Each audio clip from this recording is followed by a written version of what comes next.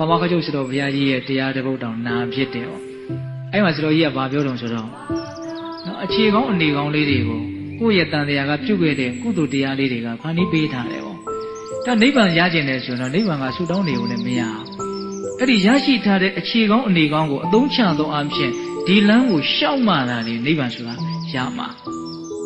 သဘောပေါက်လားဦးဇင်းပြောတာဒါအရင်ဘဝကဒကာဓမ္မတို့ဦးဇင်းတို့တွေကပါရမီကောင်းမှုတွေဒါနသီလဘာဝနာတွေပြုလုပ်ခဲ့လို့ဒီဘဝမှာကိုယ်သွားခြင်းနဲ့ဆိုရင်နိဗ္ဗာန်ကိုရောက်နိုင်သည့်အထိအခြေအနေကောင်းနဲ့တွေ့နေဟုတ်လားအခြေအနေကောင်းနဲ့တွေ့ဖို့အတွက်နောက်ထပ်ပြီးတော့ဖန်တီးစရာအကြောင်းမရှိဘူးဆိုတဲ့သဘောအခုလို့ရမှာကဘာလို့ဆိုတော့အဲ့ဒီအခြေအနေကောင်းကိုအသုံးချလိုက်ဖို့ပဲရှိတော့တာသဘောပေါက်ရင်လားဦးဇင်းပြောတာ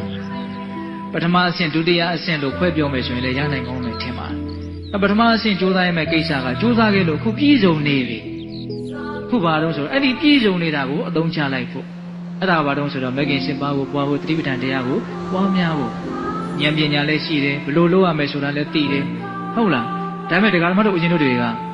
အခြေကောင်းအနေကောင်းကိုပြည့်ပြည့်ဝဝအသုံးမချတဲ့အခါကျတော့ဒါကလည်းပဲ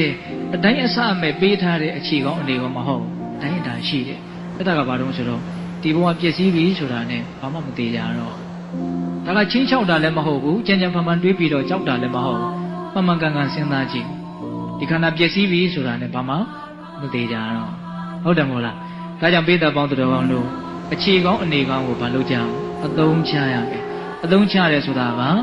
အကျင့်မြတ်ကိုကျင့်သုံးရမယ်လို့ပြောတာဟုတ်လားဒါပေမဲ့ခက်နေတာတကူဟာအဲ့ဒီအကျင့်မြတ်ကိုကျင့်သုံးဖို့ဆိုတာကလည်းပဲပြင်းထန်တဲ့ဆန္ဒရှိဖို့ဝရိယရှိဖို့စိတ်ဆွဲတွေတန်ဖို့ဒါဟာကျင့်တဲ့ကျင့်လိုက်တဲ့အရာလို့အခြေခံလောက်တော့အ ਨੇ ဆုံးသိရမယ်အသိကလည်းရှိဖို့မလိုဘူးလား